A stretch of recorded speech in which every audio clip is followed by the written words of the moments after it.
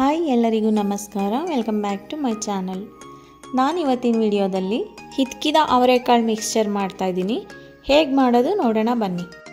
ಮಿಕ್ಸ್ಚರ್ಗೋಸ್ಕರ ನಾನಿಲ್ಲಿ ಹಿತಕ್ಸಿಟ್ಕೊಂಡಿರೋ 2 ಬೌಲು ಅವರೆಬೇಳೆನ ತೊಗೊಂಡಿದ್ದೀನಿ. ಕಡಲೆಕಾಯಿ ಬೀಜ 1 ಕಪ್ಪು, 1 ಕಪ್ ಅವಲಕ್ಕಿನ ತೊಗೊಂಡಿದ್ದೀನಿ. ಇದು ಗಟ್ಟಿ ಅವಲಕ್ಕಿ. ಹಾಗೆ 1 ಕಪ್ಪು ಹುರಿಗಡಲೆ, ಸ್ವಲ್ಪ ಕರಿಬೇವು ಸೊಪ್ಪು ಮತ್ತು ಕೊಬ್ಬರಿನ ಸಣ್ಣದಾಗಿ ಹೆಚ್ಚಿಟ್ಕೊಂಡಿದ್ದೀನಿ.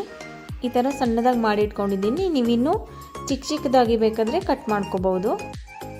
ಹಾಗೆ ಅರ್ಧ ಟೀ ಸ್ಪೂನ್ ಅರಿಶಿನ ಪುಡಿ, 1 ಟೀ ಸ್ಪೂನ್ ಉಪ್ಪಿನ ಪುಡಿನ ತೊಗೊಂಡಿದ್ದೀನಿ.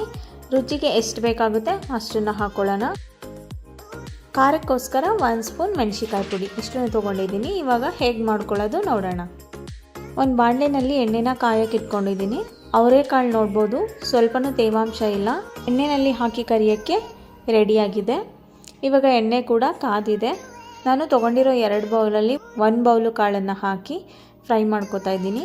ನಂತರ ಇನ್ನೊಂದು ಬೌಲ್ ಹಾಕೋತೀನಿ. ಜಾಸ್ತಿ ಆಗಿಬಿಟ್ರೆ ಅದನ್ನು ಎಣ್ಣೆಯಿಂದ ತೆಗಿಯೋದ್ರೊಳಗಡೆ ಕಾಳುಗಳು ಜಾಸ್ತಿ ಕಲರ್ ಬಂದ್ಬಿಡುತ್ತೆ. ಅದರಿಂದ ಸ್ವಲ್ಪನೇ 2 ಸಲ ಹಾಕಿ ಫ್ರೈ ಮಾಡ್ಕೊತಾ ಇದ್ದೀನಿ. ನಾವು ಮಿಕ್ಸ್ಚರ್ ಮಾಡೋಕ್ಕೆ ಕಾಳುಗಳನ್ನ ತೊಗೊಂಡಾಗ ಹಿತಕ್ಸಿದ ಕಾಳುಗಳಲ್ಲಿ ಸ್ವಲ್ಪನೂ ತೇವಾಂಶ ಇರಬಾರ್ದು.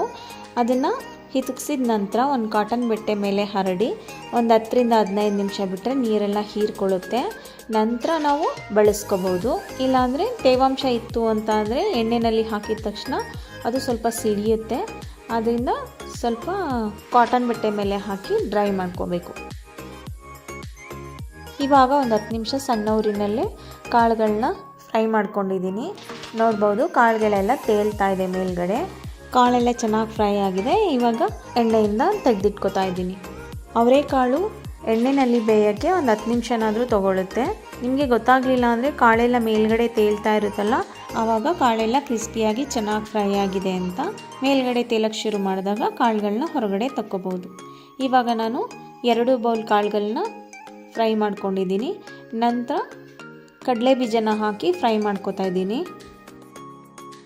ನಾನಿಲ್ಲಿ 1 ಕಪ್ ಕಡಲೆ ಬೀಜನ ತೊಗೊಂಡಿದ್ದೀನಿ. ಕಡಲೆ ಬೀಜನ ಇಷ್ಟಪಡೋರು ಇನ್ನೂ ಸ್ವಲ್ಪ ಬೇಕಿದ್ರೆ ಸೇರಿಸ್ಕೋಬಹುದು.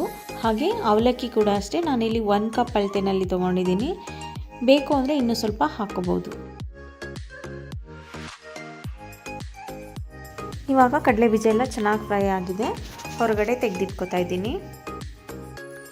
ನಂತರ ಹುರಿಗಡಲೆನ ಹಾಕೋತಾ ಇದ್ದೀನಿ.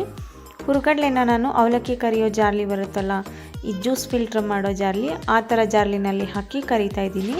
ನೀವು ಡೈರೆಕ್ಟಾಗಿ ಎಣ್ಣೆನಲ್ಲೇ ಹಾಕೋತೀವಿ ಅಂದರೆ ಒಂದು 2 ನಿಮಿಷ ಸಾಕಾಗುತ್ತೆ. ಅದು ಸಣ್ಣ ಇರೋದ್ರಿಂದ ಎಲ್ಲನೂ ತೆಗಿಯೋದ್ರೊಳಗಡೆ ಹುರಿಗಡಲೆ ಸೀದೋಗ್ಬಿಡುತ್ತೆ.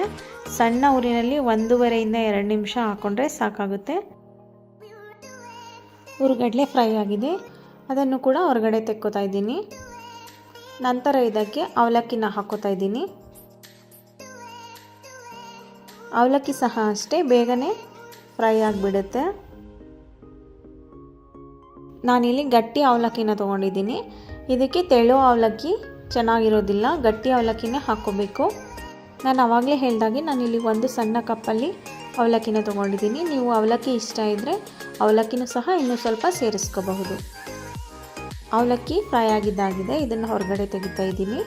ನಂತರ ಇದಕ್ಕೆ ಕರಿಬೇವು ಸೊಪ್ಪನ್ನು ಹಾಕಿ ಫ್ರೈ ಮಾಡ್ಕೊತಾ ಇದ್ದೀನಿ.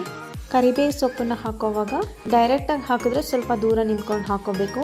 ಕರಿಬೇವು ಸೊಪ್ಪು ಹಾಕಿದ ತಕ್ಷಣ ಎಣ್ಣೆ ಸಿಡಿಯುತ್ತೆ. ಅದರಿಂದ ಸ್ವಲ್ಪ ದೂರ ನಿಂತ್ಕೊಂಡು ಹಾಕ್ಕೊಳ್ಳಿ. ಈ ಥರ ಜಾರ್ಲಿನಲ್ಲಿ ಹಾಕಿದ್ರೆ ಸ್ವಲ್ಪನೇ ಬಿಟ್ಟು ಕರಿಬೇವು ಸೊಪ್ಪನ್ನ ಫ್ರೈ ಮಾಡ್ಕೋಬೋದು. ಕರಿಬೇವು ಸಹ ಆಗಿದೆ. ನಂತರ ಇದಕ್ಕೆ ನಾನು ಕೊಬ್ಬರಿನ ಹಾಕೋತಾ ಇದ್ದೀನಿ. ಕೊಬ್ಬರಿನ ಹಾಕೋಕ್ಕೆ ಮುಂಚೆ ಎಣ್ಣೆ ಸ್ವಲ್ಪ ತಣ್ಣಗಾಗಿರಬೇಕು. ತುಂಬ ಕಾದಿರೋ ಎಣ್ಣೆಯಲ್ಲಿ ಕೊಬ್ಬರಿನ ಹಾಕಿದ್ರೆ ಕೊಬ್ಬರಿ ಸೀದೋಗ್ಬಿಡುತ್ತೆ. ನಾನು ಕರಿಬೇವು ಸೊಪ್ಪು ಆದ ತಕ್ಷಣ ಗ್ಯಾಸ್ನ ಆಫ್ ಮಾಡಿ 1 ನಿಮಿಷ ಬಿಟ್ಟು ನಂತರ ಕೊಬ್ಬರಿನ ಫ್ರೈ ಮಾಡ್ಕೋಬೇಕು.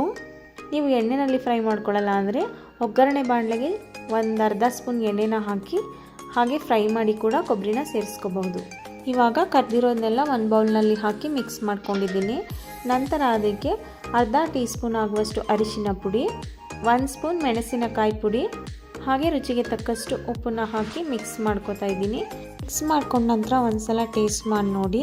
ನಿಮ್ಗೇನಾದರೂ ಇನ್ನೊಂದು ಸ್ವಲ್ಪ ಉಪ್ಪು ಖಾರ ಬೇಕು ಅಂತ ಅನಿಸಿದ್ರೆ ಮಿಕ್ಸ್ಚರ್ ಬಿಸಿ ಇರೋ ಆಗಲೇ ಇನ್ನೊಂದು ಸ್ವಲ್ಪ ಸೇರಿಸ್ಕೊಂಡು ಮಿಕ್ಸ್ ಮಾಡಿಕೊಂಡ್ರೆ ಹಿತ್ಕಿದ ಅವರೆಬೇಳೆ ಮಿಕ್ಸ್ಚರ್ ರೆಡಿ ಆಗುತ್ತೆ.